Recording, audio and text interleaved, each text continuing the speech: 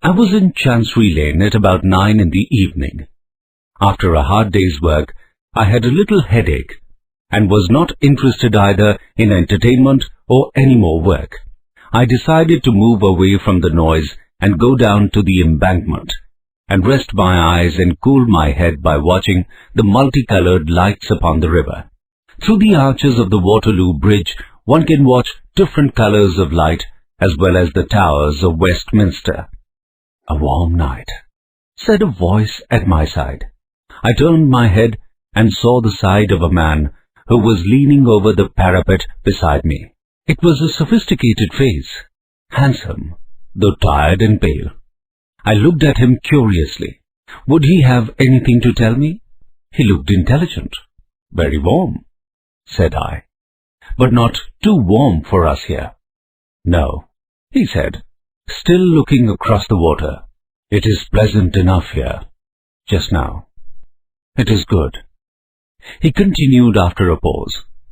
"To find anything so relaxing as this in London, after one has been worrying about business all day. I don't know what one would do if it were not for such Pacific honors." He spoke with long pauses between the sentences. "Sometimes I doubt if it is of any importance. I feel like throwing away everything, name, wealth and position, and do some small business." He became silent. I looked at him in astonishment. If ever I saw a man hopelessly poor, it was the man in front of me.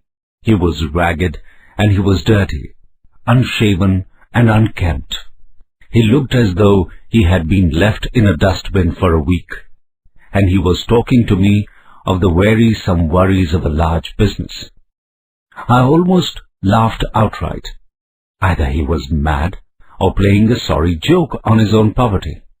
"The disadvantage of being in a high position," said I, "is that you have to work hard and have to worry a great deal. But the advantage is that you can help the poor. That gives a lot of satisfaction." He looked at me and said, "You won't understand." After a moment's silence, he spoke again. "No doubt it is very strange.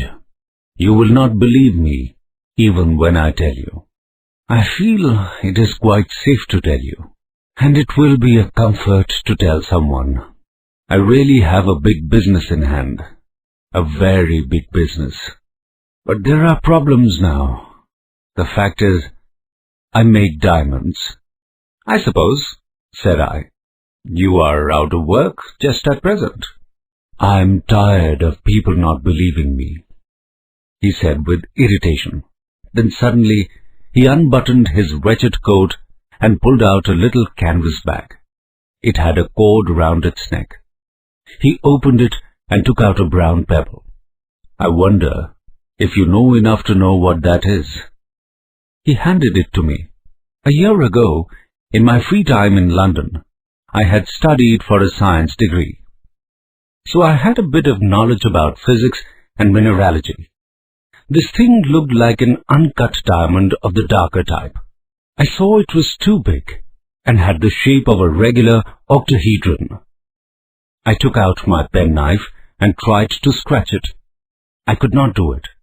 I went under the light and tried it on my watch glass.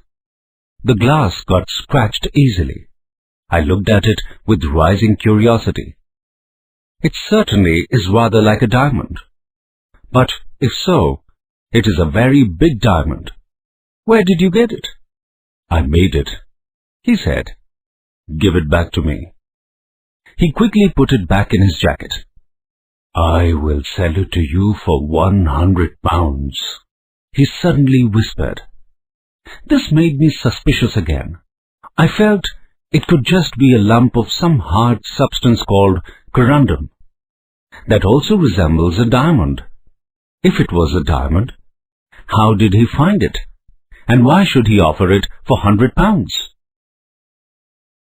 अगर कोई करोड़ों का हीरा आपको 100-200 pound में बेचेगा तो आपकी हालत क्या होगी? क्या होगी देख रहे हैं? तो चलिए ये स्टोरी देख लेते हैं, द डायमंड मेकर। उसके पहले मेरे चैनल को सब्सक्राइब ज़रूर कर लीजिएगा। The diamond maker. ये बहुत प्यारी स्टोरी है और यहाँ पे देख सकते हैं कि चौंसली ये जो लेन है, ये जो रास्ता है, इसका नाम है चौंसरी। और यहाँ पे इवनिंग के टाइम में ये जो राइटर है ये चल रहे थे जिन्होंने ये स्टोरी लिखी हुई है। वो उन्होंने बहुत काम किया था और इतना काम करने के बाद अब उनको आराम की ज़रूरत थी, उनका बहुत दे रहा था। तो घर जाके बैठ के बोरिंग होने से अच्छा है कि वो जो वेस्टमिंस्टर जो ब्रिज है वहाँ पे जाएंगे और वहाँ पे वो जो लाइटों की लाइन लगी होती है उनको देखने के बाद वहाँ के ब्रिज से ऊपर से नीचे देखने में बहुत मज़ा आता है। तो ये वही करने वाले थे, वहाँ पे वो ब्रिज पे चले गए। वेस्टमिंस्टर नाम का ये जो ब्रिज है ये बहुत फेमस ब्रिज है और यहाँ पे वो खड़ा रह के यहाँ से लाइट की जो लाइन लगी रहती है वो उसे देखते हैं। एक्चुअली बड़ी बड़ी बिल्डिंग है और उस बिल्डिंग में बहुत प्यारी प्यारी लाइटें ही रहती है। वो जब खड़े थे तो उन्हें किसी साइड से एक इंसान की आवाज़ आई, अ वार्म नाइट करके।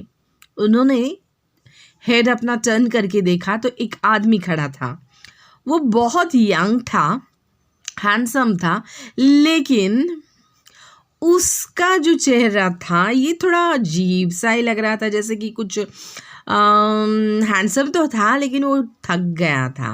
उसका चेहरा निस्तेज हो चुका था और वो बहुत कॉन्शियस नज़र से इधर उधर देख रहा था।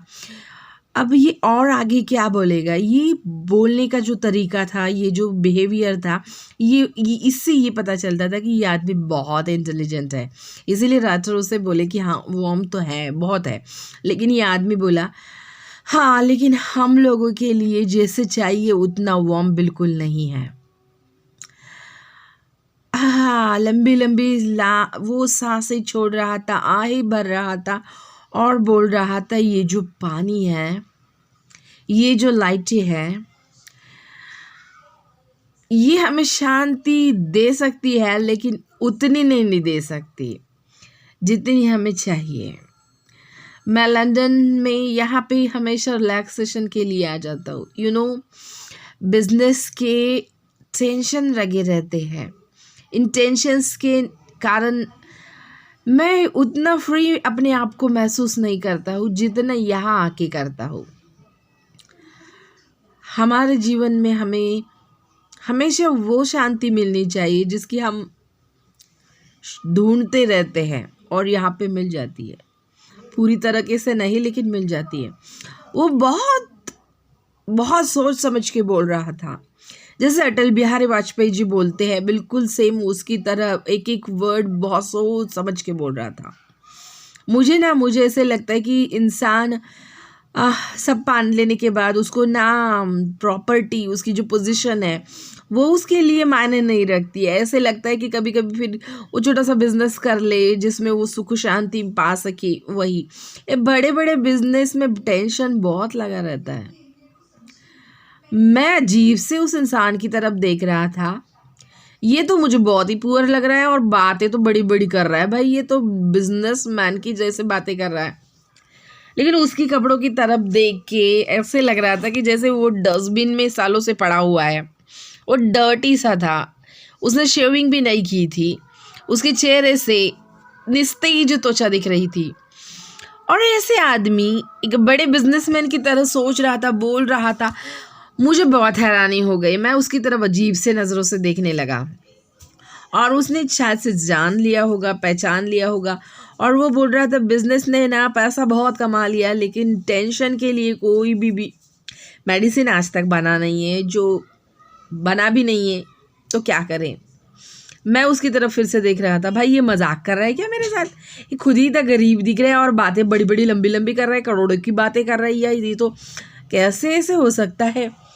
फिर मैंने बोला कि भाई एक मत सोचो कि मैं बिजनेसमैन हूँ, मुझे बहुत टेंशन है। ये सोचो कि हम जब काम करते रहते ना, बड़े लोग बड़ी बातें करते रहते हैं ना, तो छोटे छोटे लोगों को नौकरी मिल जाती है, उनके घर चलते हैं, उनका संसार चलता है। तो एटलीस्ट ये सोचो कि हाँ ठीक है, अगर एक आदमी कमाता है तो वो लाखों लोगों का पेट भर जाता है, लाखों लोगों की मदद भी कर देता है।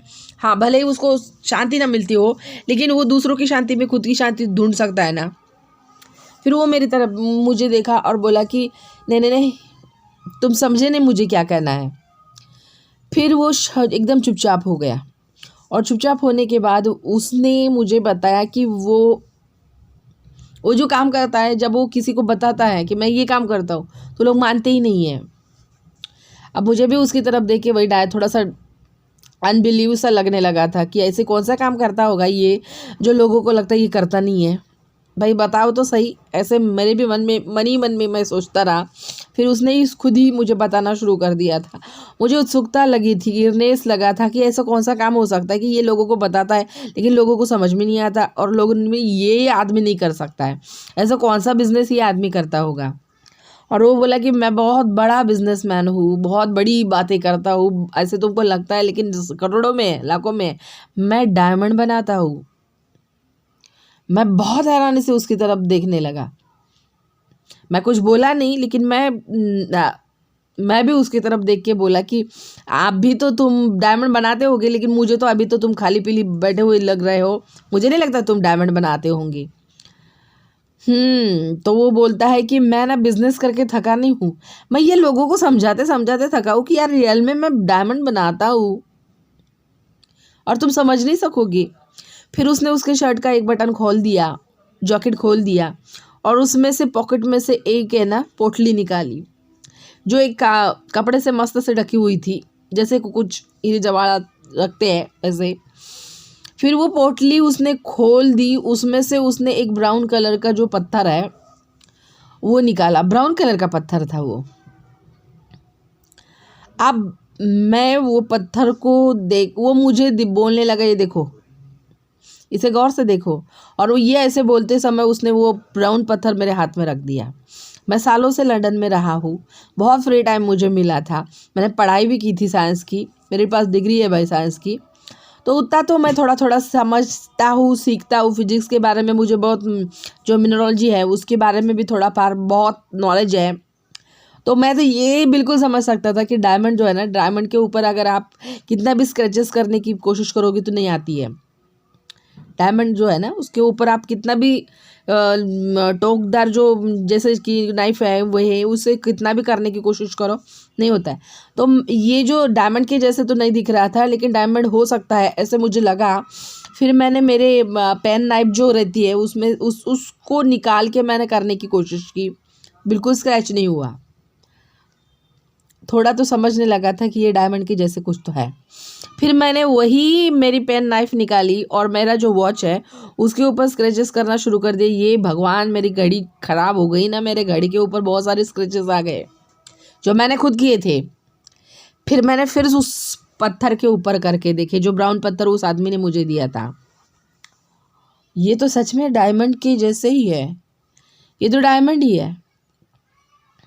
मैंने उसे गहराई से देखा, भले ही उसको शेप नहीं दिया था, लेकिन ये डायमंड है और ये बहुत बड़ा डायमंड है। ये कहाँ से मिला तुम्हें, मैंने उसे पूछा।